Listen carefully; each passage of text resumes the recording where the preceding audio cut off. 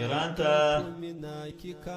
دا اختار ورکوم چې د سړي زوی د ځانه جوړ کړي مه ځوره افغانان مه ځوروه لکه څنګه چې افغان طالبانو د ایران په وړاندې خپل دریځ معلوم که د ایران او افغانستان ترمنځ به سخت جنگ ونښلي. استشهادي ځواکونه د ایران سرحد ته ځي او نور طالب ځواکونه هم د تیارسي په حالت کې دي.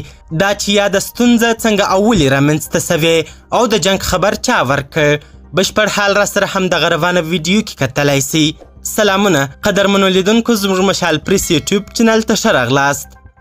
طالبان وایي له ایران څخه د بدل اخیستلو لپاره استشهادي برید کوونکي استوه، وروسته له هغه چې ایران هلته د میشتو افغانانو پر ضد له ظلم، تشدد او تیري څخه کار واخیست او ظلمونه یې وکړل، د عامو افغانانو او یو شمېر نورو له لوري په خورا خواشینونکې توګه وغندل سو.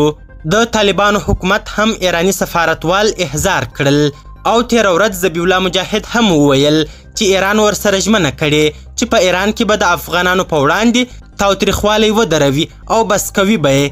خو پر ټولنیزو رسنیو د طالب جنګیالیو یوه تازه ویډیو خپره سوې او دا طالب په قهر سره ایران ته ګواښ کوي چې موږ به یې بدل اخلو. هغه ویلي چې ټول طالبان دي د خپلو افغانانو د بدل اخیستلو لپاره د ایران سرحد ته ځان ورسوي او د خپلو مشرانو امر ته دې انتظار سي. دا طالب جنګیالی وایي چې میشت افغانان دي بېغمه اوسي، دوی به په ایران کې جګړه هم وکړي او استشهادي بریدونه به هم وکړي.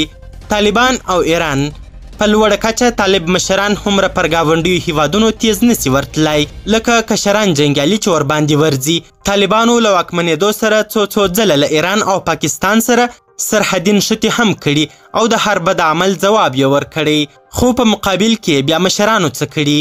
غلامانه برخورد او د اوبو خوشي کېدل هغه څه دي چې باید یادونه یې وسي. که چیرې په افغانستان کې یو قوي حکومتولي موجوده وای نو نن به افغانان په نړۍ کې هومره ذلیله نه وای او نه به هم ایران او نه کوم بل هیواد ورسره داسې ظلم کولی.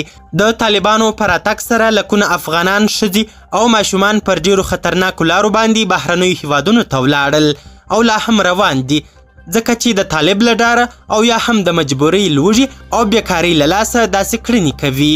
قدرمنو لیدونکو، ډېره زیاته مننه چې ویډیو مو تر آخري شیبو وکتل. د لا زیاتو او په زړه پورې خبري مطالب لپاره زموږ همدغه مشال پریس یوټیوب چینل سبسکرایب کړي. تر بیا او بلې ویډیو ښه وخت او ښې چارې، د الله په امان.